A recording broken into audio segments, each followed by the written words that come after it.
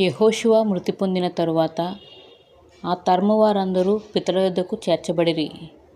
వారి తరువాత యెహోవానైనను ఆయన ఇశ్రాయేలీయుల కొరకు చేసిన కార్యములైనను ఎరుగని తరమొకటి పుట్టగా, వారు పితరుల దేవుడైన యెహోవాను విసర్జించి బయలు దేవతలను పూజించి వాటికి నమస్కరించి యెహోవాకు కోపం పుట్టించిరి.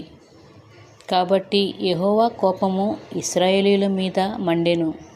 ఆయన దోచుకుని వారి చేతికి, శత్రువుల చేతికి వారిని అప్పగించెను.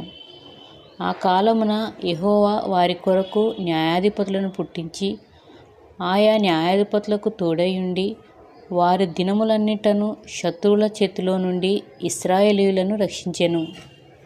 మొదటి న్యాయాధిపతి ఒత్నీయేలు 40 సంవత్సరములు ఇశ్రాయేలీయులను ఏలెను. రెండవ న్యాయాధిపతి ఏహూదు, మూడవ న్యాయాధిపతి షమ్గరు, నాలుగవ న్యాయాధిపతి దెబోరా, ఐదవ న్యాయాధిపతి గిద్యోను, ఆరవ న్యాయాధిపతి తోలా, ఏడవ న్యాయాధిపతి యాయీరు, ఎనిమిదవ న్యాయాధిపతి యొఫ్తా, తొమ్మిదవ న్యాయాధిపతి ఇబ్సాను, 10వ న్యాయాధిపతి ఏలోను, 11వ న్యాయాధిపతి అబ్దోను, 12వ న్యాయాధిపతి సంసోను. న్యాయాధిపతుల గ్రంథంలో మొత్తం 12 మంది న్యాయాధిపతులు పేర్కొనబడిరి.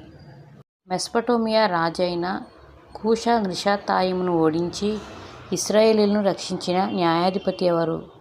ఒత్నీయేలు. మోయాబు రాజైన ఎగ్లోనును ఓడించి ఇశ్రాయేలీయులను రక్షించిన న్యాయాధిపతి ఎవరు? ఏహూదు. మనుకోలు కర్రతో 600 మంది ఫిలిష్తీయులతో యుద్ధము చేసిన న్యాయాధిపతి ఎవరు?